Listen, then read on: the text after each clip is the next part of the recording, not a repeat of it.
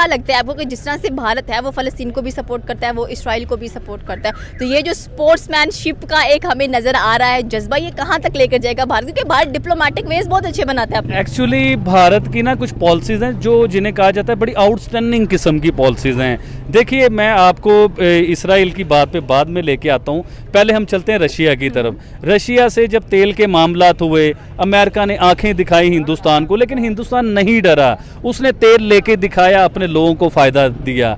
उसके बाद आप चले जाएं ईरान की तरफ। ईरान के लिए भी अमेरिका ने आंखें दिखाई हिंदुस्तान को कि आप ईरान के साथ ट्रेड ना कीजिए, उससे कोई मुआहदे ना कीजिए, उससे तेल ना लें। तो हिंदुस्तान ने उनसे तेल भी लेके दिखाया, उनसे ट्रेड भी करके दिखाया। आज तक ईरान के साथ बिजनेस हिंदुस्तान करता है, वो नहीं डरा। अब आ जाएं आप इसराइल की तरफ या दूसरी कंट्रीज़ की तरफ, इनकी जंग की तरफ आ जाएं, तो हिंदुस्तान की पॉलिसी है दोस्ती की, उसकी जंग की पॉलिसीज़ नहीं है। आप देखें, इंडिया को यूएन ही नहीं दे रहा, पूरी दुनिया इंपॉर्टेंट देता है और उन्हें देना पड़ेगा, उनकी मजबूरी है दुनिया की।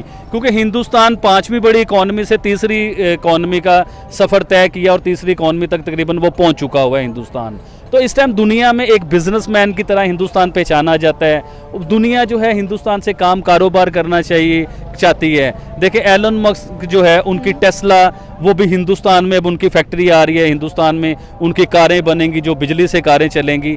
इसी तरह आईफोन हिंदुस्तान में बनता है। दुनिया की टॉप की इंडस्ट्रीज हिंदुस्तान में आ चुकी हुई हैं। आईटी जो है वो हिंदुस्तान एक्सपोर्ट करता है पूरी दुनिया को। तो दुनिया की मजबूरी बन चुकी हुई है। इवन के चाइना, जिस चाइना को हम लोग बड़ा समझते थे कि दुनिया की सबसे बड़ी इकॉनमी है, पहले नंबर की इकॉनमी है, चाइना भी इस टाइम परेशान है हिंदुस्तान को लेके। क्योंकि चाइना को पता है अगर दुनिया में कोई उसे बीट कर सकता है तो वो सिर्फ हिंदुस्तान है, उसके अलावा कोई कंट्री नहीं है। चाइना भी घुटने टेक चुका हुआ है हिंदुस्तान के आगे। आपको याद होगा लद्दाख में कितना बड़ा मामला चल रहा है हिंदुस्तान का और चाइना कितनी जंग का मामला है, कितनी जगह का मसला है। तो उस जगह पे भी हिंदुस्तान अपने घुटने टेकता हुआ नजर आ रहा है और हिंदुस्तान के साथ वो जो है ना चाइना घुटने टेकता हुआ नजर आ रहा है हिंदुस्तान के साथ दोस्ती करने के लिए।